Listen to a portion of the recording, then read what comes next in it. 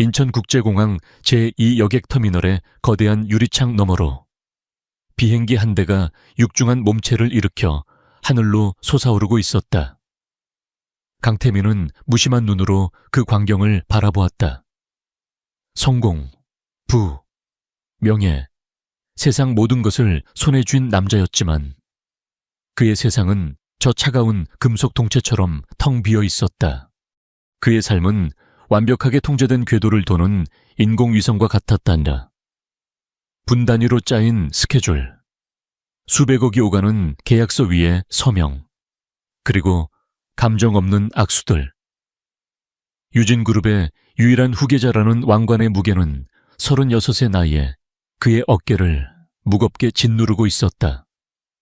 모든 것을 가졌지만 정작 가장 중요한 것을 가질 수 없었다. 그때였다. 시끄러운 공항의 소음 속에서 너무나도 익숙하지만 동시에 너무나도 낯선 목소리 하나가 그의 귓가를 스쳤다.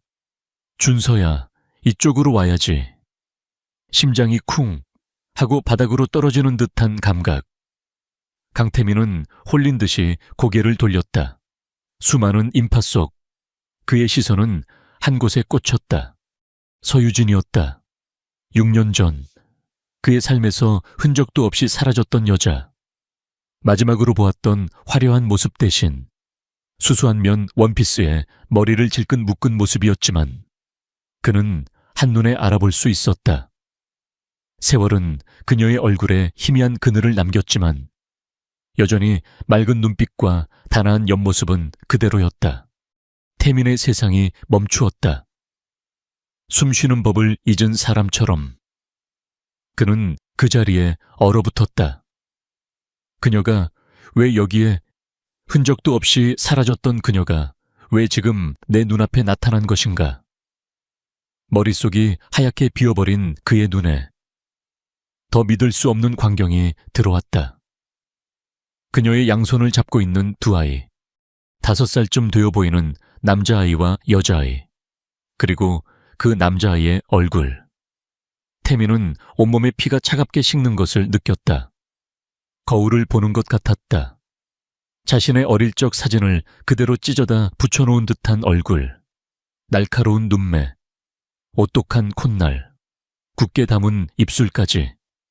그 어느 구석 하나 자신을 닮지 않은 곳이 없었다. 주아야, 오빠 손 놓치면 안 돼. 유진이 다정한 목소리로 여자아이에게 말했다. 그 목소리가 태민의 고막을 때리는 순간 6년의 시간이 무너져 내리고 과거의 상처가 날카로운 파편처럼 그의 심장을 파고들었다. 불임, 당신은 아이를 가질 수 없음이나 가질 수 없습니다. 7년 전 차가운 진료실에서 의사가 내뱉었던 사형 선고와도 같았던 말. 그 진단은 그의 모든 것을 앗아갔다. 후계자를 낳아야 한다는 압박 속에서 그는 유진을 사랑했지만 그녀를 잡을 수 없었다. 그녀에게 상처를 주었고 스스로를 지옥으로 밀어 넣었다. 그리고 결국 그녀는 떠났다.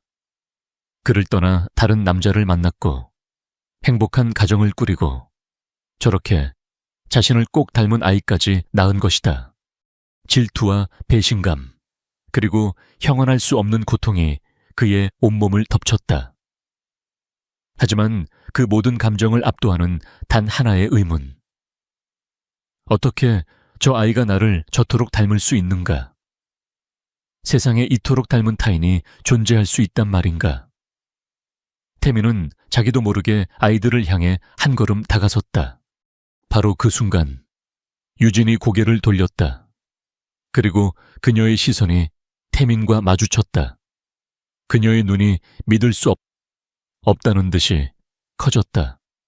핏기가 사라진 그녀의 얼굴에는 순식간에 공포와 경악이 어렸다. 그녀는 거의 반사적으로 두 아이를 자신의 등 뒤로 숨겼다. 마치 맹수로부터 새끼를 지키려는 어미처럼. 그녀의 눈빛이 태민의 가슴에 비수처럼 박혔다. 경멸도 증오도 아니었다. 그것은 순수한 공포였다. 마치 이 세상에서 가장 끔찍한 것을 본 사람의 눈빛. 유진은 잠시 망설일 틈도 없이 아이들의 손을 잡고 인파 속으로 몸을 돌렸다. 가자, 빨리. 그녀는 거의 속삭이듯 말하며 도망치듯 발걸음을 옮겼다. 잠깐만. 태민이 저도 모르게 소리치며 그녀를 쫓아가려 했지만 그의 발은 바닥에 붙어버린 듯 움직이지 않았다. 수많은 사람들이 그를 이상한 눈으로 쳐다보았지만 아무것도 그의 의식에 들어오지 않았다. 그는 그저 유진과 두 아이의 뒷모습이 인파 속으로 사라지는 것을 멍하니 바라볼 뿐이었다. 그녀가 사라지고 난 후에도 태민은 한참 동안 그 자리에 서 있었다. 심장이 터질 듯이 뛰었고 머릿속은 수만 가지 질문으로 폭발할 것 같았다. 저 아이는 누구인가? 왜 유진은 나를 보고 그렇게 두려워했는가? 그리고 무엇보다 왜 내 가슴은 이렇게 찢어질 듯이 아픈 것인가? 비행기 탑승을 알리는 안내방송이 울려 퍼졌다. 하지만 그는 움직일 수 없었다. 6년간 굳게 닫아두었던 그의 세상에 아주 작은 아이의 얼굴이 거대한 균열을 만들어냈다. 그 균열 속에서 잊고 있던 사랑의 기억과 지독한 후회가 폭풍처럼 휘몰아치기 시작했다. 그는 그 폭풍의 한가운데서 길을 잃은 아이처럼 서 있었다. 강태민은 비서의 목소리를 듣고서야 자신이 꼼짝도 않고 서 있었다는 사실을 깨달았다. 회장님, 괜찮으십니까? 이러다 비행기를 놓치겠습니다. 늘 그림자처럼 그를 수행하는 김 비서의 얼굴에 드물게도 당혹스러운 기색이 서려 있었다. 평소의 강태민이라면 상상도 할 수 없는 모습이었기 때문이다. 태민은 천천히 고개를 돌렸다. 그의 눈은 초점을 잃은 채 허공을 헤매고 있었다. 아이의 얼굴. 유진의 공포에 질린 눈빛이 망막에 새겨진 듯 사라지지 않았다. 그는 마른 입술을 열어 거의 들리지 않는 목소리로 말했다. 취소해. 네, 뭐라고 하셨습니까? 김 비서가 되물었다. 출장. 취소하라고 했다. 이번에는 목소리에 힘이 실려 있었다. 그것은 더 이상 의문을 허락하지 않는 차갑고 단호한 명령이었다. 김 비서는 이유를 묻지 않았다. 그는 그저 고개를 숙이고 재빨리 휴대폰을 꺼내 비행편과 모든 일정을 취소하기 시작했다. 그것이 지난 10년간 강태민의 비서로 살아남은 그의 방식이었다. 공항을 빠져나와 검은색 세단에 오르는 동안 태민은 단 한마디도 하지 않았다. 차 안의 무거운 침묵 속에서 그는 눈을 감았다. 하지만 눈을 감자 아이의 얼굴이 더욱 선명하게 떠올랐다. 우연일 거야. 세상에는 닮은 사람이 얼마든지 있으니까. 그는 필사적으로 스스로를 설득하려 했다. 하지만 그럴수록 6년 전의 기억이 지독하게 되살아났다. 아이를 간절히 원했던 유진의 미소, 그리고 그 미소를 보며 절망해야 했던 자신의 모습. 그는 그녀에게 차갑게 말했다. 우리는 아이를 가질 수 없어. 평생. 그 말에 상처받았던 그녀의 슬픈 눈빛이 바로 어제 일처럼 생생했다. 그는 자신의 불임이 그녀를 떠나게 만든 가장 큰 이유라고 믿어 의심치 않았다. 물론 표현 방식이 서툴렀던 자신의 탓도 있었다. 상처받기 싫어서. 그는 먼저 그녀에게 상처를 주었다. 유진그룹의 후계자라는 자리는 그에게서 평범한 남자의 행복을 앗아갔고 그는 그 분노를 가장 사랑하는 사람에게 퍼부었던 것이다. 그래서 그녀가 이혼 서류를 내밀었을 때 그는 잡지 않았다. 그녀가 더 좋은 남자를 만나 아이를 낳고 행복하게 살기를 바라는 마음과 그런 그녀를 보고 싶지 않은 이기적인 마음이 뒤섞여 있었다. 그는 그녀가 한국을 떠났다고만 들었다. 그 후 6년간 그는 스스로를 일에만 몰아넣으며 그녀를 잊으려 노력했다. 하지만 그 모든 노력이 오늘 단 몇 초 만에 물거품이 되었다. 그는 집무실로 돌아오자마자 자신의 어린 시절 앨범을 꺼내 들었다. 5살 무렵 아버지와 함께 놀이공원에서 찍은 사진. 사진 속 어린아이는 공항에서 본 그 아이와 소름 끼치도록 닮아 있었다. 이것은 단순한 우연이 아닐지도 모른다. 그의 머릿속에서 위험한 가설 하나가 싹트기 시작했다.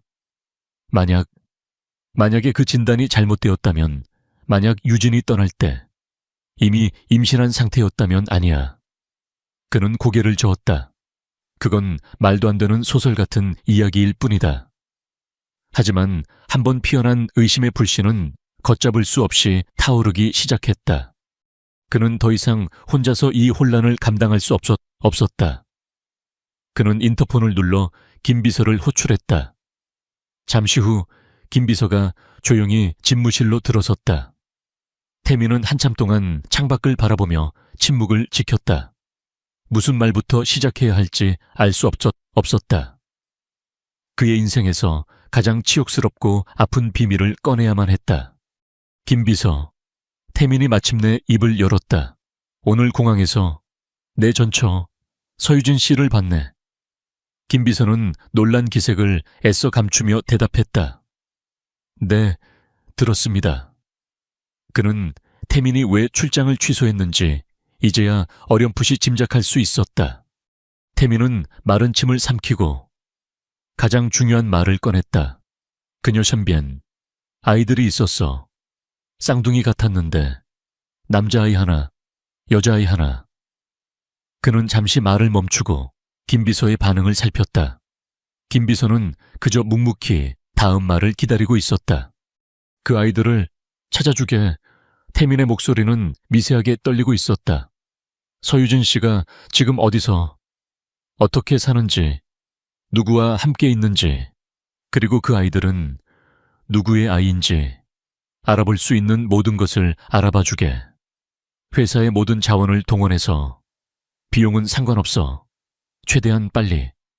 그것은 그의 자존심을 모두 내던진 명령이었다. 김 비서는 태민의 눈에서 그가 평생 본 적 없는 절박함을 읽었다. 그는 아무것도 묻지 않고 깊이 고개를 숙였다. 알겠습니다. 회장님, 즉시 처리하겠습니다. 그는 조용히 집무실을 나갔다. 혼자 남은 태민은 힘없이 소파에 주저앉았다. 주사위는 던져졌다. 이제 그는 결과를 기다려야만 한다. 만약 그 아이들이 정말 자신의 아이가 아니라면 그는 오늘 2번 상처받는 셔츠일 뿐이다. 하지만 아주 만약에 기적 같은 일이 벌어진 것이라면 그는 텅 빈 집무실에서 도시의 야경을 내려다보았다. 수많은 불빛들이 별처럼 반짝였지만 그 어느 것 하나 그의 마음을 비추지는 못했다. 그의 세상은 온통 의심이라는 짙은 안개에 휩싸여 있었다. 그리고 그는 그 안개 속에서 자신의 인생을 송두리째 뒤흔들 진실을 기다리기 시작했다. 김 비서의 능력은 강태민의 기대를 저버리지 않았다. 차에 하루가 지나지 않아 그의 책상 위에는 서유진과 관련된 모든 정보가 담긴 보고서가 놓여 있었다. 태민은 마른 침을 삼키며 떨리는 손으로 서류 봉투를 열었다. 그의 심장은 마치 판결을 기다리는 죄수처럼 불안하게 뛰고 있었다. 보고서의 첫 장을 넘기는 순간 그의 눈이 커졌다. 서유진은 해외로 나가지 않았다. 그녀는 지난 6년간 대한민국, 그것도 서울에서 아주 멀리 떨어진 남해의 작은 어촌 마을에 살고 있었다. 보고서에는 마을의 정형사진과 함께 그녀가 운영하는 작은 민박집의 사진이 첨부되어 있었다. 유진 민박. 태민은 혼란에 휩싸였다. 왜 그녀는 모두를 속이고 그런 외딴 곳에 숨어 지내는 것일까? 돈이 필요했다면 자신에게서 받은 위자료로 얼마든지 풍족하게 살 수 있었을 텐데 그녀의 행동은 상식적으로 이해가 되지 않았다. 의심의 안개는 더욱 짙어져 이제 그의 이성을 마비시킬 지경에 이르렀다. 보고서에는 아이들에 대한 정보도 있었다. 강준서, 강주아, 5살, 유치원에 다니고 있으며 아버지는 공란으로 되어 있었다. 두 아이의 성이 강씨라는 사실에 태민의 심장이 다시 한번 쿵하고 내려앉았다. 그것은 우연일 수도, 혹은 그녀의 마지막 남은 미련일 수도 있었다. 그는 더 이상 탁상 공론을 하고 있을 수만은 없었다. 직접 확인해야만 했다.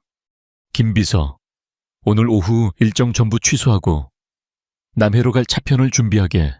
아무도 모르게. 태민의 지시에 김비서는 조용히 고개를 숙였다. 회장님의 이런 모습을 본 것은 처음이었지만 그는 굳이 이유를 묻지 않았다.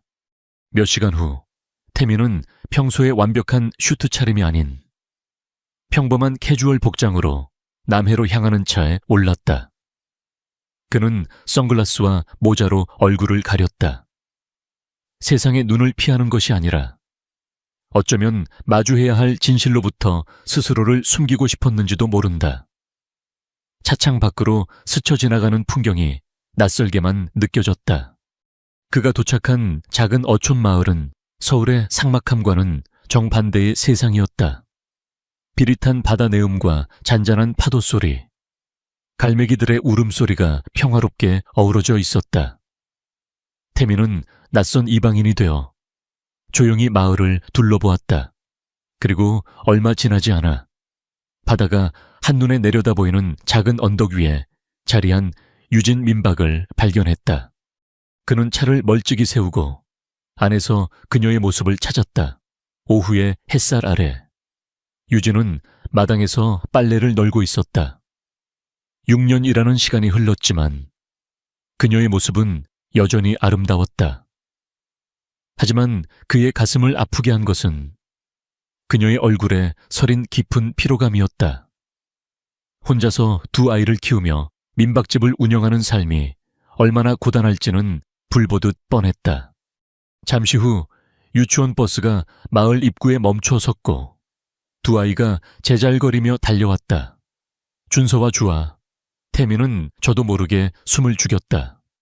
멀리서 보아도 준서는 자신을 놀랍도록 닮아 있었다. 아이들은 유진의 품에 와락 안겼고 유진은 세상에서 가장 행복한 미소로 아이들을 맞았다. 그 모습을 보는 순간 태민의 가슴속에서 무언가 뜨거운 것이 치밀어 올랐다. 저 자리는 원래 자신의 것이어야 했다. 저 행복은 자신이 누렸어야 할 것이었다.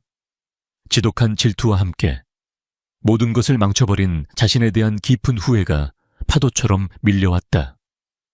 그는 차 핸들을 꽉 쥐었다. 손마디가 하얗게 될 정도였다. 그는 며칠 동안 유령처럼 마을을 맴돌며 그들의 일상을 훔쳐보았다.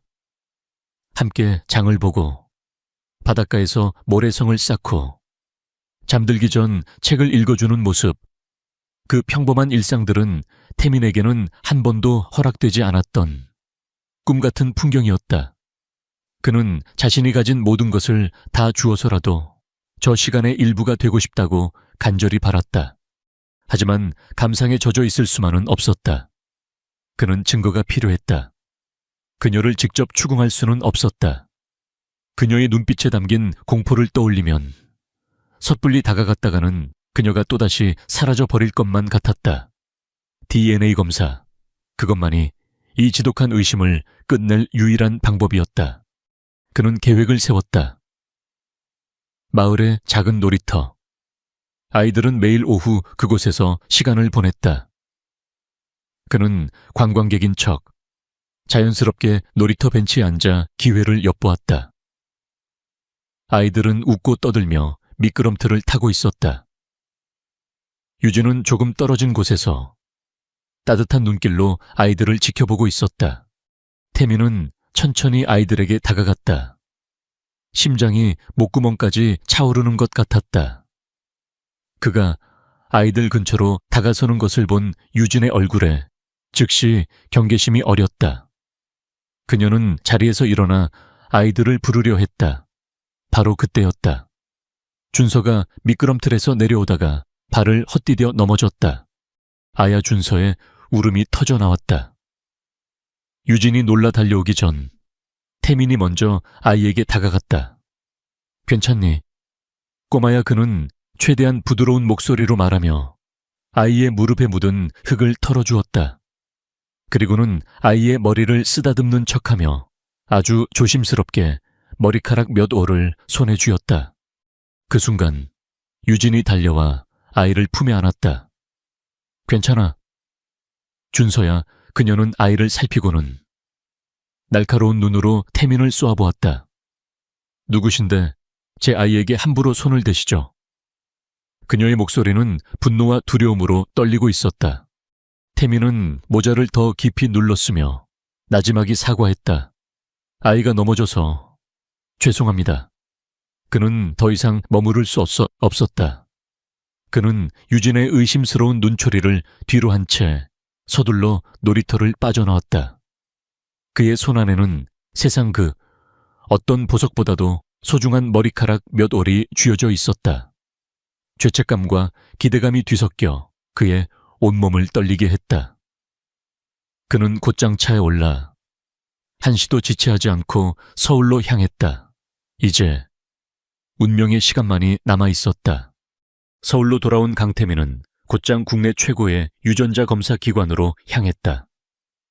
그는 자신의 신분을 노출하지 않고 김 비서를 통해 최고 보안 등급으로 검사를 의뢰했다.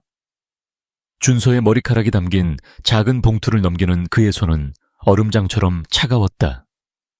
이제 그가 할 수 있는 일은 오직 기다리는 것뿐이었다. 기다림의 시간은 지옥과도 같았다. 24시간. 결과가 나오기까지 주어진 그 시간 동안 그는 일도, 식사도, 잠도 제대로 할 수 없었다. 수천억짜리 계약서에도 눈 하나 깜짝 안 턴 그가 지금은 전화벨 소리 하나에도 소스라치게 놀랐다. 그는 도시가 내려다 보이는 펜트하우스 거실을 유령처럼 배회했다. 그는 평생을 사실과 데이터에 근거해 살아왔다.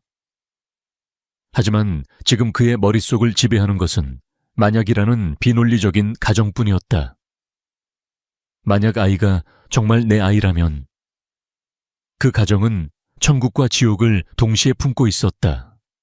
6년의 잃어버린 시간을 되돌릴 수 있다는 희망과 그 시간을 송두리째 도둑 맞았다는 분노가 그의 내면에서 격렬하게 충돌했다. 마침내 약속된 시간이 되었다. 그의 개인 이메일로 보안 문서 하나가 도착했다. 태민은 떨리는 손으로 마우스를 쥐었다. 심호흡을 한번 하고 파일을 클릭했다. 복잡한 유전자 배열 데이터가 화면을 가득 채웠다. 그는 스크롤을 내려 문서의 가장 마지막 부분으로 시선을 옮겼다. 결과 보고서의 마지막 줄에는 단 한 문장이 적혀 있었다. 상기 분석 결과에 따라 의뢰인과 대상자는 친부자 관계일 확률이 99.99%로 추정됨. 99.99%. 그 숫자를 보는 순간 태민의 세상이 산산조각 났다. 귀가 먹먹해지고 눈앞이 흐려졌다. 기쁨도 환희도 아니었다. 거대한 망치로 뒤통수를 맞은 듯한 충격과 함께 지독한 허무함이 그의 온몸을 덮쳤다. 그는 아버지가 될 수 있는 남자였다. 그는 유진과 함께 행복한 가정을 꾸릴 수 있었다. 그는 지난 6년간 저 먼 어촌 마을에서 고생하는 아내와 아이들의 곁을 지킬 수 있었다. 하지만 그 모든 가능성을 단 하나의 거짓말이 앗아갔다. 그의 인생은 뿌리부터 철저히 기만당한 것이었다. 충격은 이내 활화산 같은 분노로 변했다. 누구인가? 대체 누가 무슨 목적으로 이런 짓을 벌였는가? 그의 머릿속에 한 사람의 얼굴이 떠올랐다. 7년 전 그에게 불임 진단을 내렸던 유진그룹의 주치의 최 원장. 태민의 눈빛이 순식간에 얼음처럼 차갑고 날카롭게 변했다. 그는 자리에서 일어나 망설임 없이 집무실을 나섰다. 최 원장은 유진그룹의 후원 덕분에 강남 한복판에 호화로운 개인 병원을 차리고 명망 있는 의사로 살아가고 있었다. 아무런 예고 없이 들이닥친 태민의 모습에 그는 소파에서 차를 마시다가 사색이 되었다. 그의 뒤에는 김 비서가 서서 진료실 문을 굳게 닫고 외부의 접근을 차단했다. 오랜만입니다, 원장님. 태민의 목소리는 분노를 억누른 탓에 오히려 섬뜩할 정도로 차분했다. 그는 최 원장의 책상 위로 유전자 검사 결과서를 던지듯 내려놓았다. 이게 뭔지 설명해 보시죠. 최 원장의 눈이 보고서의 제목을 확인하는 순간 파르르 떨리기 시작했다. 회장님, 이건 아주 드물게 의학적으로 기적이. 그는 횡설수설하며 변명을 늘어놓기 시작했다. 하지만 태민은 그의 말을 들을 생각이 없었다. 그는 천천히 다가가 책상을 손으로 짚고 상체를 숙였다. 그의 그림자가 최 원장의 얼굴 위로 드리워졌다. 기적 당신이 내 인생을 망쳐놓고 그걸 기적이라고 부르는 건가? 태민의 목소리는 낮았지만 그 안에는 모든 것을 파괴할 듯한 분노가 담겨 있었다. 마지막 기회를 주지. 누가 시켰어 말해. 그럼 적어도 의사 면허는 붙들고 살게 해주지. 그의 눈은 조금의 자비도 없는 사냥꾼의 눈이었다. 최 원장은 태민의 기세에 완전히 압도당했다. 그는 온몸을 사시나무처럼 떨며 마침내 무너져 내렸다. 그는 흐느끼며 모든 것을 털어놓았다. 죄송합니다. 회장님, 저도 어쩔 수가 없었습니다. 그의 고백 속에서 마침내 악마의 이름이 드러났다. 한선화 회장님께서 시키신 일입니다. 한선화, 태민의 새어머니. 자신의 아들을 유진그룹의 후계자로 만들기 위해 평생을 호시탐탐 기회를 노리던 여자. 그녀는 태민의 유일한 약점이 후계 문제라는 것을 알고 최 원장의 과거 의료 사고를 빌미로 그를 협박해 이 모든 일을 꾸몄던 것이다. 모든 퍼즐 조각이 맞춰지는 순간이었다. 이것은 운명의 장난이 아니었다. 처음부터 끝까지 가장 가까운 사람에 의해 계획된 잔인한 음모였다. 태민은 비틀거리며 뒷걸음질 쳤다. 배신감에 숨이 막혀왔다. 그는 자신의 사랑, 결혼, 그리고 6년의 세월을 통째로 도둑맞았다. 태민은 더 이상 아무 말도 하지 않고 진료실을 나섰다. 그의 등 뒤로 최 원장의 울음소리가 희미하게 들려왔다. 차가운 복도를 걸어 나오며 그의 슬픔은 차가운 강철이 되어 심장에 박혔다. 그는 이제 더 이상 과거에 아파하는 피해자가 아니었다. 그는 자신의 모든 것을 되찾고 원수에게 지옥을 보여주기 위해 전쟁터로 향하는 전사가 되어 있었다. 강태민의 머릿속은 오직 서유진과 아이들을 만나야 한다는 생각뿐이었다. 그는 김 비서에게 뒷길을 맡기고 다시 남해의 작은 마을로 차를 몰았다. 처음 그곳으로 향할 때와는 모든 것이 달랐다. 의심과 혼란으로 가득 찼던 마음은 이제 찢어질 듯한 후회와 슬픔, 그리고 모든 것을 되돌려야 한다는 절박함으로 채워져 있었다. 그는 6년이라는 시간을 잃어버렸다. 아이가 태어나는 순간을, 첫 걸음마를 떼는 순간을, 처음으로 아빠라고 부르는 순간을, 그 무엇과도 바꿀 수 없는 소중한 시간들을 그는 까맣게 모른 채 텅 빈 성 안에서 스스로를 고문하며 살아왔다. 이 모든 비극의 원흉인 새어머니, 한선화 회장에 대한 증오가 뼈에 사무쳤다. 저녁 무렵 그는 유진 민박 앞에 다시 섰다. 이번에는 숨지 않았다. 그는 차에서 내려 굳게 닫힌 대문 앞으로 걸어갔다. 작은 창문으로 새어나오는 따뜻한 불빛이 보였다. 저 안에서 그의 가족이 있었다. 그는 심호흡을 한 번 하고 떨리는 손으로 문을 두드렸다. 잠시 후 문이 조심스럽게 열리고 유진의 얼굴이 나타났다. 집 안에서 입는 편안한 옷차림의 그녀는 문 앞에 서 있는 태민을 보고는 그 자리에서 얼어붙었다. 며칠 전 놀이터에서 마주쳤던 그 수상한 남자. 그녀는 본능적으로 문을 닫으려 했다. 누구세요? 여긴 어떻게? 태민은 닫히는 문틈으로 다급하게 손을 집어넣었다. 유진아, 나야. 제발 얘기 좀 해. 그의 목소리는 그답지 않게 애절하게 갈라져 나왔다.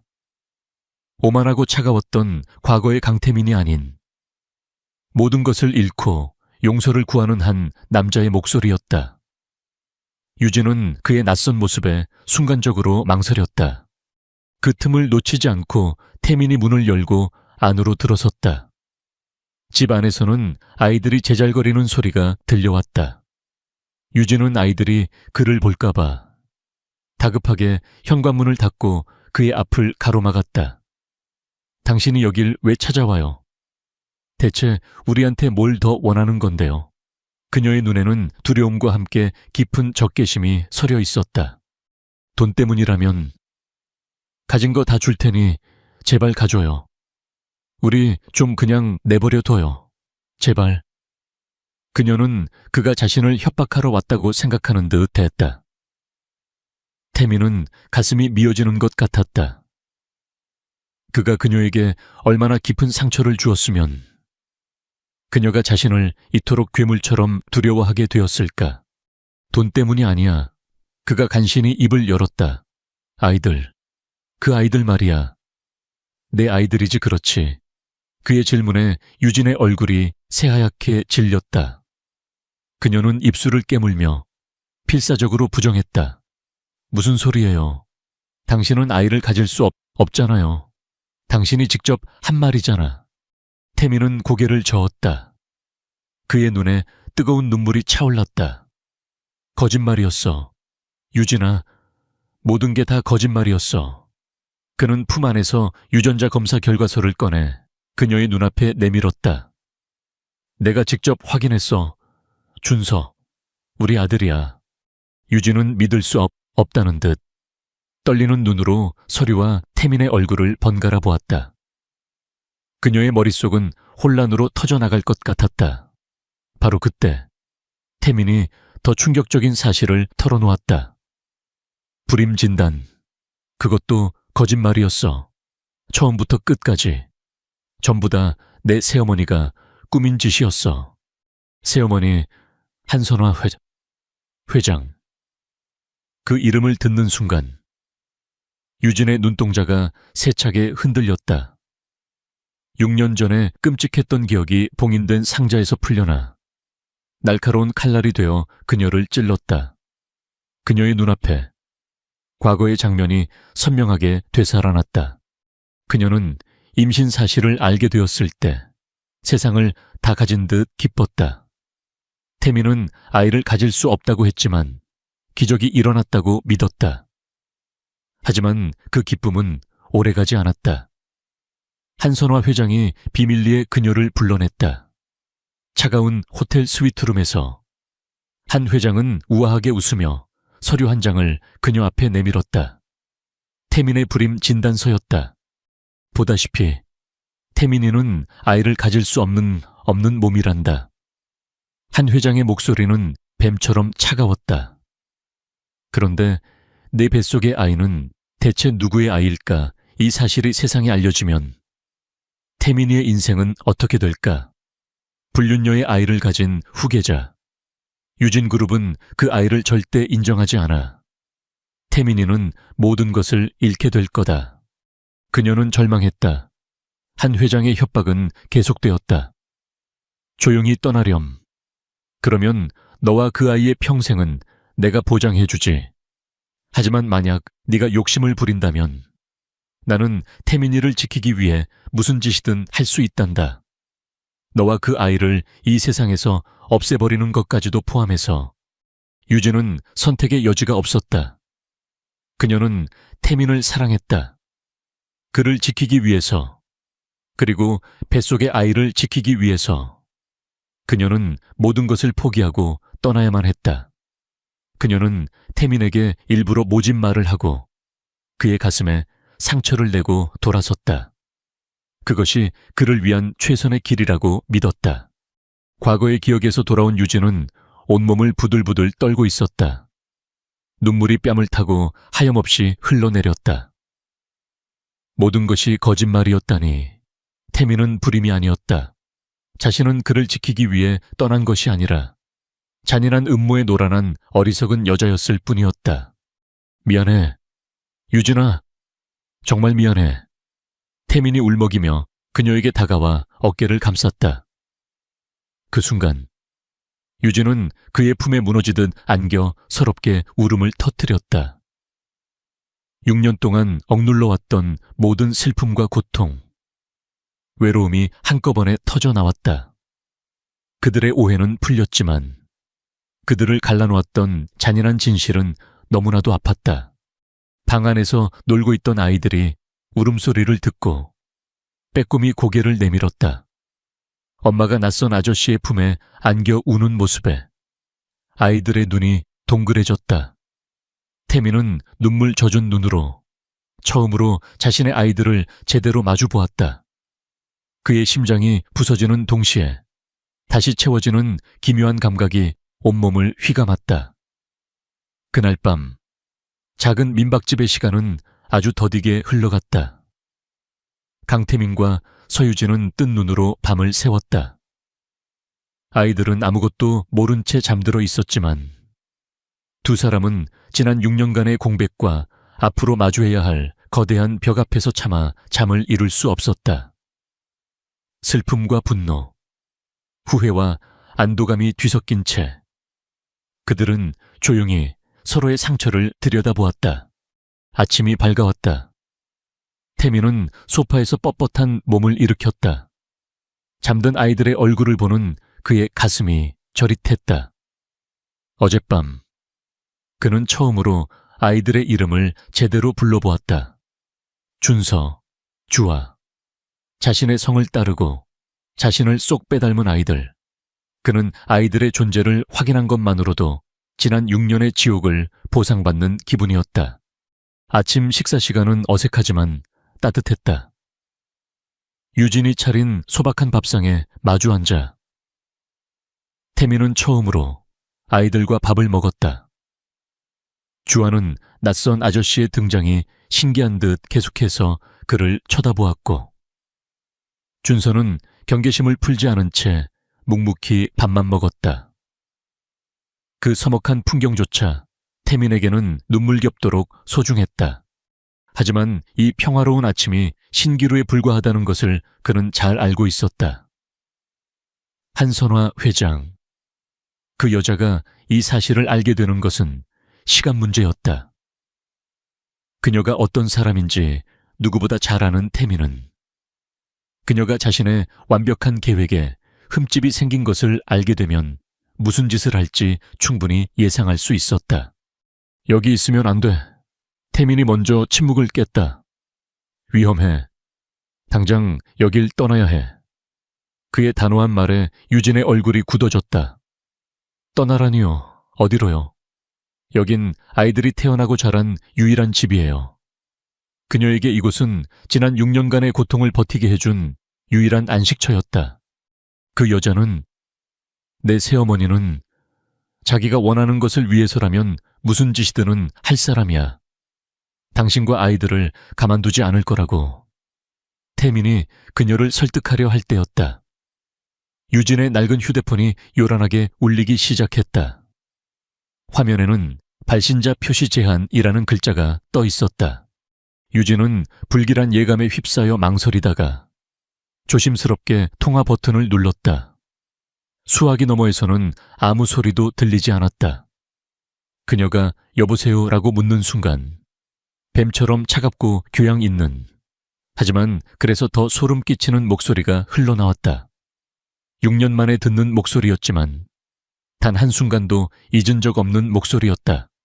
오랜만이구나, 유진아. 한선화 회장이었다. 내 경고를 잊은 모양이더구나. 욕심을 부리면 못 쓴다고 했을 텐데. 아이들이 참 예쁘게 컸더구나. 그 아이들에게 무슨 일이 생기면 안 되지 않겠니? 목소리는 부드러웠지만 그 안에 담긴 내용은 비수보다 더 날카로운 협박이었다. 유진의 손에서 휴대폰이 바닥으로 떨어졌다. 그녀의 얼굴은 종잇장처럼 하얗게 질려 있었다. 온몸이 공포로 굳어버렸다. 태민은 그녀의 표정만 보고도 무슨 일이 벌어졌는지 직감했다. 그는 바닥에 떨어진 휴대폰을 집어들었지만 전화는 이미 끊겨 있었다. 젠장 그가 낮게 욕설을 내뱉었다. 이제 더 이상 망설일 시간이 없었다. 유진도 위험의 실체를 깨달았다.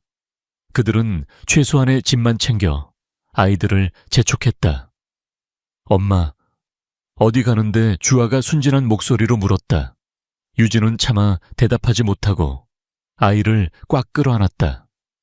그녀는 정든 집을, 지난 6년의 세월이 담긴 공간을 눈물과 함께 뒤로 해야만 했다. 한편 서울 유진그룹 회장실에서 한선화는 방금 걸었던 전화를 끊고 와인잔을 들었다.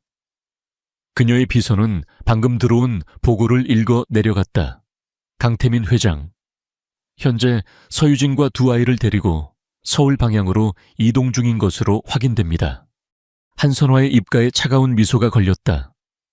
내 아들은 날 너무 닮았어. 그래서 자기가 아끼는 것은 반드시 지키려 들지. 하지만 그게 가장 큰 약점이 된다는 건 아직 모르는 모양이야. 그녀는 와인을 한 모금 마셨다. 이제부터 시작이야. 태민이가 제 발로 모든 걸 포기하고 내 앞에 무릎 꿇게 만들어야지.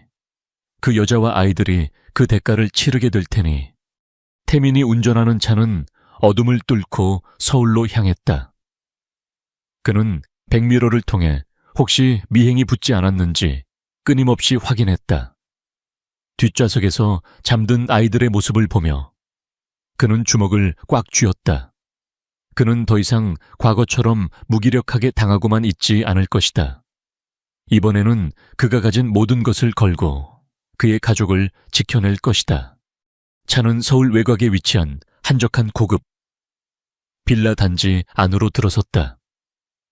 그곳은 태민이 개인적으로 소유한 한선화 회장조차 모르는 비밀스러운 공간이었다. 유진의 작은 민박집과는 비교도 안 될 만큼 넓고 호화로운 곳이었지만 그곳에서는 어떤 온기도 느껴지지 않았다. 안전했지만 또 다른 형태의 새장이었다. 아이들은 낯선 환경에 두려워하다가 이내 피곤함을 이기지 못하고 침실에서 잠이 들었다. 태민과 유진은 거실 창가에 서서 멀리 보이는 서울의 야경을 말없이 내려다보았다. 당장의 위협은 피했지만 두 사람 모두 알고 있었다. 진짜 전쟁은 이제부터 시작이라는 것을. 태민이 먼저 침묵을 깼다. 그는 유진의 어깨를 조심스럽게 감싸 안았다. 한 번은 잃었지만 두 번은 그렇게 안 해. 무슨 일이 있어도 내가 당신과 우리 아이들 반드시 지킬게. 그의 목소리는 그 어떤 약속보다도 단단했다. 그 약속을 들으며 유진은 그의 품에 기대어 조용히 고개를 끄덕였다. 새로운 아침이 밝았지만 그들이 맞이한 공간은 어색함으로 가득 차 있었다. 서울의 스카이라인이 한눈에 내려다 보이는 호화로운 펜트하우스는 남해의 작은 민박집이 가졌던 소박한 온기를 전혀 찾아볼 수 없는 차가운 유리성이었다. 아이들은 낯선 환경에 잔뜩 주눅이 들어 서유진의 곁에서 한 발짝도 떨어지지 않으려 했다. 강태민에게도 이곳은 더 이상 혼자만의 공간이 아니었다. 그는 처음으로 자신의 집에서 아이들이 깨어나는 소리를 들었다. 주방에서 유진이 아침을 준비하는 소리, 아이들이 소파 위에서 장난치는 소리, 그 모든 평범한 소음들이 그의 텅 비어있던 세상을 조금씩 채워나가는 듯했다. 하지만 그는 그 세상에 어떻게 발을 들여야 할지 알 수 없었다. 그는 평생 기업의 총수로서 명령하고 지시하는 것에만 익숙해져 있었다. 하지만 5살짜리 아이들에게는 그의 권위가 전혀 통하지 않았다. 그는 어색함을 무릅쓰고 아이들에게 다가가려 애썼다. 김비서를 시켜 세상의 모든 장난감을 다 사들일 기세로 배달시켰지만 아이들은 잠시 호기심을 보일 뿐 이내 시큰둥해졌다. 딸인 주아는 그나마 경계를 풀고 가끔 그에게 말을 걸었지만 아들인 준서는 달랐다. 자신과 똑같이 생긴 그 아이는 엄마를 울게 만든 이 낯선 남자를 침입자로 여기는 듯 했다. 준서는 태민이 다가올 때마다 유진의 등 뒤로 숨었고 날카로운 눈으로 그를 쏘아보기만 했다. 그 눈빛은 태민의 가슴을 아프게 찔렀다. 유진은 그 모든 광경을 복잡한 심경으로 지켜보았다. 한때는 꿈에서라도 그렸던 모습이었다. 태민이 아이들과 함께 있는 모습. 하지만 현실은 꿈처럼 아름답지만은 않았다. 6년이라는 시간의 강은 생각보다 깊었고 그들 사이에는 보이지 않는 거대한 벽이 가로놓여 있었다. 그녀는 그의 보호를 받고 있었지만 동시에 그의 세상에 다시 갇히게 된 것 같아 두려웠다. 그러던 어느 날 오후 거실에서 뛰어놀던 준서가 넘어지면서 무릎이 까졌다. 아이의 울음소리에 유진이 달려오기도 전에 태민이 먼저 아이에게 달려갔다. 그는 서툰 솜씨로 아이를 안아 일으키고는 익숙하게 구급상자를 찾아와 상처를 소독하고 밴드를 붙여주었다. 그의 손길은 놀랍도록 부드럽고 능숙했다. 어린 시절 자주 다쳤던 자신을 치료해주던 아버지의 모습이 떠올랐기 때문이었다. 준서는 울음을 그치고 커다란 눈으로 자신을 치료해주는 태민의 얼굴을 쳐다보았다. 고맙다는 말은 하지 않았지만 아이의 눈에 서려있던 적개심이 조금은 누그러져 있었다. 그날 밤 아이들이 잠든 후에야 두 사람은 제대로 마주 앉아 이야기를 나눌 수 있었다. 더 이상 과거를 후회하거나 서로를 원망하는 것이 아닌 앞으로의 전쟁을 준비하기 위한 작전 회의였다. 태민은 한선화 회장을 무너뜨리기 위해서는 결정적인 증거가 필요하다고 말했다. 6년 전 그 여자가 당신에게 했던 모든 말을 기억나는 대로 전부 말해줘. 사소한 것 하나라도 놓치지 말고. 그의 진지한 말에 유진은 고통스러운 기억을 다시 끄집어내야만 했다. 그녀는 한 회장이 자신을 어떻게 협박했는지, 어떤 표정과 말투로 자신을 절망에 빠뜨렸는지 상세하게 이야기하기 시작했다. 그녀의 이야기를 듣는 내내 태민의 얼굴은 분노로 굳어 있었다. 그는 자신의 어머니를 죽음으로 몰고 간 아버지의 냉대와 무관심을 떠올렸다. 그리고 이제 그의 새어머니는 자신의 아내와 아이들까지 파괴하려 하고 있었다. 그는 더 이상 이 지긋지긋한 악연을 반복하지 않겠다고 다짐했다. 그들의 위태로운 동맹은 그렇게 조금씩 단단해지고 있었다. 외부의 위협은 역설적으로 그들을 하나의 팀으로 묶어주었다. 그들은 더 이상 상처 입은 과거의 연인이 아니었다. 공동의 적을 앞에 두고 서로의 가장 강력한 무기가 되어 주어야 하는 동지였다. 태민은 김비서로부터 시시각각 보고를 받았다. 한선화 회장은 이사회를 움직여 그가 추진하던 프로젝트에 제동을 걸고 언론에 교묘하게 그의 리더십에 대한 의문을 제기하는 기사를 흘리고 있었다. 모든 것이 계획된 공격이었다. 태민은 이제 방어만 할 것이 아니라 방역을 준비해야 할 때임을 직감했다. 그날 밤 태민은 잠든 아이들의 방에 조용히 들어갔다. 나란히 잠든 준서와 주아의 모습은 천사와도 같았다. 그는 침대 옆에 조용히 쭈그리고 앉아 아이들의 얼굴을 한참 동안 바라보았다. 그의 눈에서 뜨거운 눈물 한 방울이 뺨을 타고 흘러내렸다. 그때 유진이 그의 곁으로 다가와 조용히 그의 어깨에 손을 얹었다. 그녀는 나지막이 속삭였다. 준서는 당신 눈을 닮았어요. 그리고 당신의 그 고집스러운 인매도요. 그녀의 말에 태민은 희미하게 미소 지었다. 그는 그녀의 손 위로 자신의 손을 포겠다. 두 사람은 말없이 잠든 아이들을 함께 내려다보았다. 잃어버린 6년의 세월을 되돌릴 수는 없겠지만 앞으로 만들어갈 시간은 온전히 그들의 것이었다. 그들은 이제 혼자가 아니었다. 상처투성이었지만 세상에서 가장 강한 가족이라는 이름으로 그들은 마침내 함께 싸울 준비를 마쳤다. 안전한 빌라에서의 생활은 위태로운 평화였다. 강태민은 낮 동안 아이들과 시간을 보내며 서툰 아빠 역할을 했지만 밤이 되면 거실은 그의 전쟁 지휘 본부로 변했다. 그와 김비서는 거대한 화이트보드 위에 한선화 회장의 인물 관계도와 자금 흐름을 그려나가기 시작했다. 거미줄처럼 얽힌 그녀의 제국을 무너뜨리기 위한 첫 단계였다. 한선화는 결코 만만한 상대가 아니었다. 그녀는 지난 수십 년간 유진그룹 내부에 자신의 사람들을 심어놓았고 정재계에 걸쳐 막강한 인맥을 구축해놓았다. 정면으로 부딪히는 것은 계란으로 바위치기나 다름없었다. 태민에게 필요한 것은 그녀의 가장 약한 고리를 끊어버릴 날카로운 칼날, 즉 결정적인 증거였다. 그 여자의 모든 것을 알아야겠어. 태민은 서유진에게 말했다. 이제 그녀는 보호받아야 할 연약한 존재가 아니었다.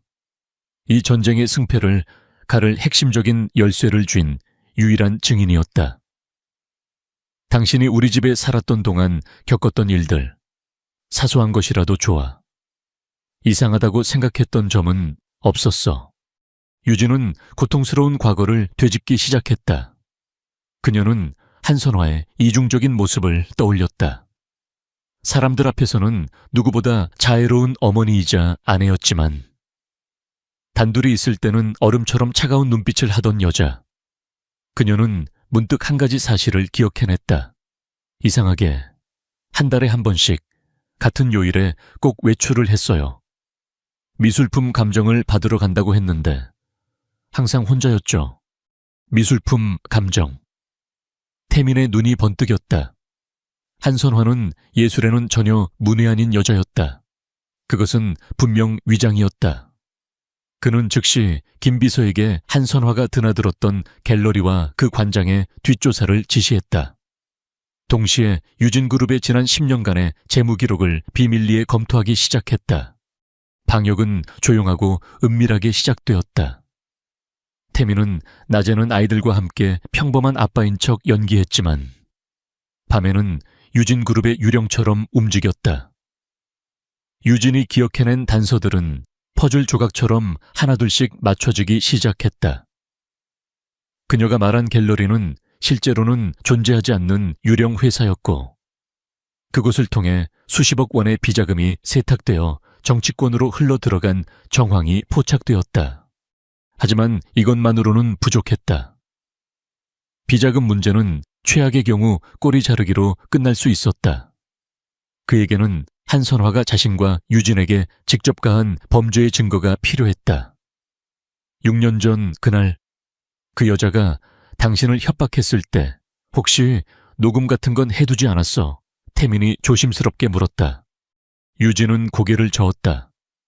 그럴 경황이 없었어요. 그녀는 절망적인 표정을 짓다가 갑자기 무언가 생각난 듯 눈을 크게 떴다. 녹음은 아니지만 그녀는 방으로 달려가 낡은 여행, 가방 깊숙한 곳에서 오래된 휴대폰 하나를 꺼내왔다. 6년 전 그녀가 사용하던 것이었다. 그날 이후로 무서워서 한 번도 켜보지 못했어요. 한 회장이 보낸 협박 문자들이 남아있을지도 몰라요. 하지만 휴대폰은 이미 전원이 완전히 방전된 상태였다. 태민은 즉시 국내 최고의 디지털 포렌식 전문가에게 연락했다. 휴대폰은 그날 밤 극비리의 분석에 들어갔다. 그들이 증거를 수집하는 동안 한선화의 공격은 더욱 거세졌다.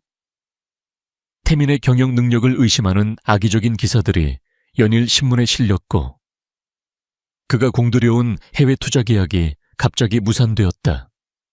그녀는 태민의 돈줄과 인맥을 하나씩 끊으며 그를 서서히 고립시키려 했다. 위기 속에서 태민은 자신에게 힘이 되어줄 동맹을 찾아 나섰다. 그는 아버지의 때부터 그룹을 지켜온 원로 임원중. 한선화에게 밀려나 한직에 머물고 있던 윤 이사를 비밀리에 만났다. 윤 이사는 처음에는 망설였지만 태민의 진심과 그가 제시한 비자금 내역의 일부를 보고는 마침내 손을 잡기로 결심했다. 조심하게 한 회장이 자네를 끌어내리기 위해 임시 이사회를 소집할 걸세.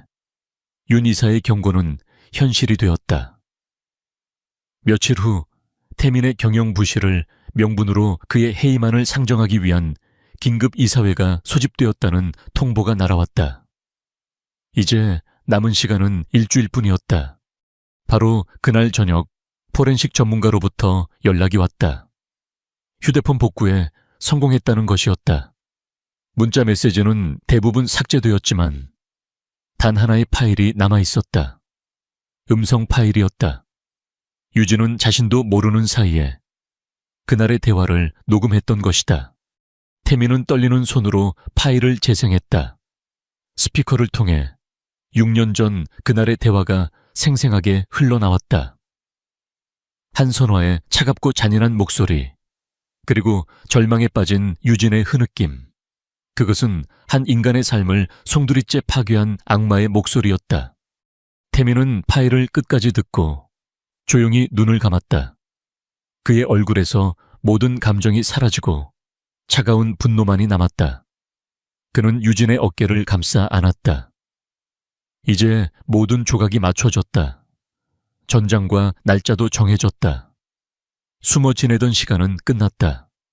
이제는 심판의 시간이었다. 긴급 이사회가 열리는 날 아침, 강태민은 완벽하게 재단된 검은색 슈트를 입었다. 그것은 갑옷과도 같았다. 그는 현관을 나서기 전 잠든 아이들의 이마에 조용히 입을 맞추었다. 그리고 문 앞에서 그를 기다리던 서유진의 손을 굳게 잡았다. 걱정하지 마. 오늘 이 모든 걸 끝내고 돌아올게. 그의 눈빛은 그 어느 때보다 단단했다. 유진그룹 본사 최상층에 위치한 이사회 회의실. 공기는 칼날처럼 날카로웠다. 테이블 상석에 앉은 한선화 회장은 여왕처럼 우아하고 자신만만해 보였다. 그녀의 사람들은 그녀를 중심으로 진을 치고 있었고 그들의 눈에는 승리를 확신하는 오만함이 가득했다. 강태민은 묵묵히 자신의 자리에 앉았다. 회의가 시작되자마자 한선화는 준비된 각본대로 공격을 개시했다. 그녀는 태민의 경영 실책을 조목조목 비난했고 최근의 주가 하락과 투자 실패의 책임을 모두 그에게 돌렸다. 강태민 대표는 더 이상 유진그룹을 이끌 자격이 없습니다. 저는 오늘 그의 해임안을 긴급 안건으로 상정하는 바입니다. 그녀의 선언에 맞춰 이사들은 기다렸다는 듯이 태민을 비난하기 시작했다. 회의장은 순식간에 그를 심판하는 재판정처럼 변해버렸다. 태민은 그 모든 공격을 묵묵히 듣고 있었다. 그의 침묵을 패배로 확신한 한선화의 입가에 만족스러운 미소가 번졌다. 마침내 발언권을 얻은 태민이 자리에서 일어섰다. 그는 자신을 향한 비난에 대해 단 한마디도 변명하지 않았다. 대신 그는 회의실의 대형 스크린에 의문의 재무자료들을 띄웠다. 제 해임안을 논하기 전에 여기 계신 몇몇 분들의 도덕성에 대해 먼저 이야기해야겠습니다. 화면에 뜬 것은 한선화가 유령 갤러리를 통해 비자금을 조성하고 그 돈으로 정재계 인사들을 매수한 내역이었다. 자금 흐름의 끝에는 이 자리에 앉아있는 몇몇 이사들의 이름도 선명하게 적혀 있었다.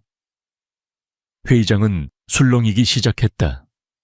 한선화는 당황했지만 애써 침착함을 유지하며 소리쳤다. 이게 무슨 무례한 짓인가? 근거도 없는 자료로 여론을 호도하지 마라. 근거가 없다고요. 태민이 차갑게 비웃었다. 그럼 이건 어떻습니까? 회장님. 그의 시선이 얼음처럼 한선화를 꿰뚫었다. 제가 왜 지난 7년간 불임인 남자로 살아야만 했는지에 대한 이야기는 그의 말에 회의실은 숨막히는 정적에 휩싸였다. 태민은 노트북의 재생 버튼을 눌렀다. 스피커를 통해 6년 전의 음성 파일이 회의실 전체에 울려 퍼지기 시작했다. 한선화의 차갑고 잔인한 목소리. 서유진을 협박하며 태민의 진단 결과를 조작했다고 스스로 인정하는 내용. 그리고 뱃속의 아이까지 없애버리겠다고 위협하는 악마의 속삭임. 파일 재생이 끝나자 아무도 입을 열지 못했다. 이사들은 경악과 혐오가 뒤섞인 눈으로 한선화를 쳐다보았다. 이것은 경영권 다툼의 차원을 넘어선 인간으로서 용납할 수 없는 잔인한 범죄였다. 한선화의 완벽했던 가면이 산산조각 났다. 그녀의 얼굴은 새하얗게 질려 있었다. 거짓말이야, 조작된 거라고 그녀가 미친 사람처럼 소리쳤지만 그 목소리는 공허하게 떨릴 뿐이었다. 그녀의 제국이 무너져 내리는 소리였다. 바로 그 순간 회의실의 문이 활짝 열렸다. 들어온 것은 김 비서와 그의 뒤를 따르는 검사와 수사관들이었다. 모든 것은 태민의 계획대로였다. 윤 이사와 그는 이미 모든 증거 자료를 검찰에 제출한 상태였다. 최 원장의 자필 진술서까지 포함해서 수석검사가 한선화의 앞으로 다가와 차가운 목소리로 체포영장을 제시했다. 한선화 씨, 당신을 살인교사 미수, 공갈 협박, 업무상 횡령 및 배임 혐의로 체포합니다. 수사관들이 그녀의 팔을 붙잡았다. 한때 철옹성 같았던 그녀의 자존심이 완전히 무너져 내렸다. 이거 놔. 내가 누군 줄 알고 강태민. 이 배은망덕한 놈, 그녀의 저주 섞인 비명이 회의실에 울려 퍼졌지만 아무도 그녀의 편에 서지 않았다. 그녀는 그렇게 허무하게 모두가 보는 앞에서 끌려나갔다. 모든 것이 끝났다. 태민은 지친 몸을 이끌고 의자에 앉았다. 길고 길었던 전쟁이 마침내 막을 내렸다. 그는 승리했지만 마음은 조금도 기쁘지 않았다. 그저 깊은 허무함과 슬픔이 그의 어깨를 짓눌렀다. 그는 조용히 일어나 창가로 걸어갔다. 창밖의 하늘은 거짓말처럼 맑았다. 그는 이제 집으로 돌아가야 했다. 자신을 기다리는 진짜 가족에게로. 복수는 끝났다. 이제부터는 잃어버린 시간들을 되찾고 부서진 삶을 다시 일으켜 세워야 할 시간이었다. 그는 조용히 휴대폰을 꺼내 단 한 사람에게 메시지를 보냈다. 이제 가, 다 끝났어. 강태민이 빌라로 돌아왔을 때 서유진은 현관문 앞에서 그를 기다리고 있었다. 그녀는 TV 뉴스를 통해 모든 상황을 지켜보았다. 두 사람은 아무 말 없이 서로를 마주보았다.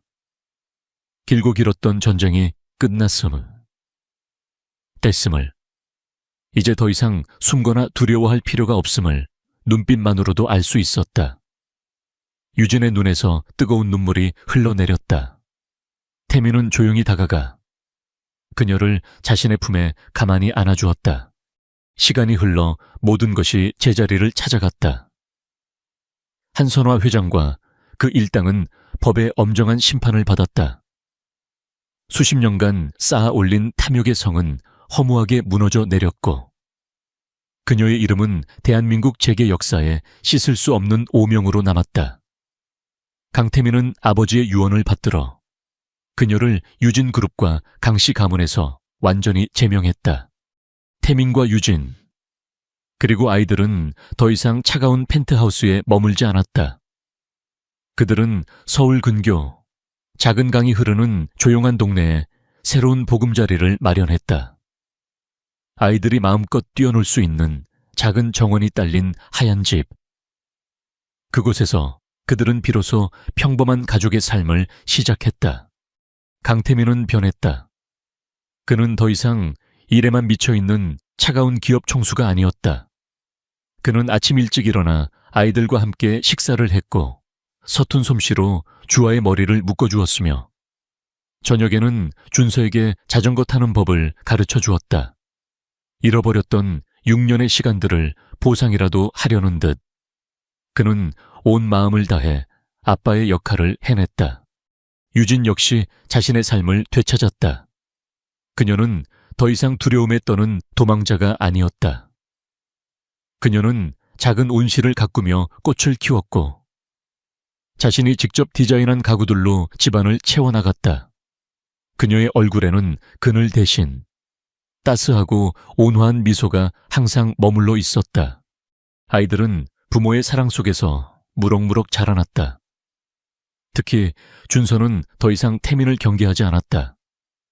아이는 어느새 아빠라는 말을 자연스럽게 내뱉었고 밤마다 태민의 품에 안겨 잠이 들었다. 태민은 아이의 작은 숨소리를 들으며 자신이 세상에서 가장 행복한 남자라는 것을 매일 밤 확인했다. 어느 따스한 봄날, 내 가족은 처음으로 함께 놀이공원에 갔다. 6년 전, 태민이 자신의 앨범 속에서 보았던 바로 그 장소였다. 그는 준서와 주아의 손을 잡고 회전목마를 타고 솜사탕을 사주었다. 사진 속에 외롭던 어린 아이는 이제 없었다. 그의 옆에는 사랑하는 아내와 아이들이 함께 있었다. 그날 저녁 집으로 돌아오는 길에 태민은 차를 세웠다. 그는 뒷좌석에서 잠든 아이들을 확인하고 조수석에 앉은 유진의 손을 조심스럽게 잡았다. 유진아. 그가 나지막이 그녀의 이름을 불렀다. 우리 다시 시작하자. 처음부터. 그는 주머니에서 작은 반지 케이스를 꺼냈다. 화려하지는 않지만 그녀를 닮은 단아하고 아름다운 반지였다. 이번에는 그 누구를 위해서도 아닌 오직 당신과 나, 그리고 우리 아이들을 위해서 나와 다시 결혼해 줄래? 그의 목소리는 진심으로 떨리고 있었다. 유진의 눈에 눈물이 고였다. 그녀는 말없이 고개를 끄덕였다.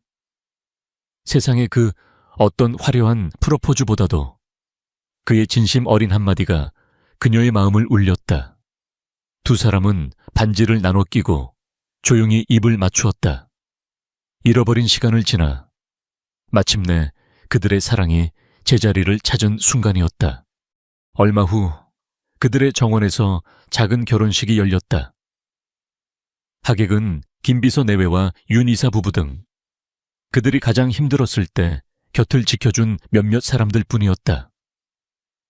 준서와 주아가 턱시도와 드레스를 차려입고 아빠와 엄마의 반지를 들고 버진 로드를 걸어왔다. 유진은 하얀 웨딩드레스를 입고 세상에서 가장 행복한 신부가 되었다. 태민은 그런 그녀의 모습을 눈에 담으며 평생을 다해 그녀와 아이들을 지키겠다고 조용히 맹세했다. 폭풍우는 완전히 그쳤다. 그들의 앞에는 이제 따스한 햇살과 향기로운 꽃길만이 펼쳐져 있었다. 길고 길었던 아픔의 시간이 끝나고 마침내 진정한 행복이 그들을 찾아왔다.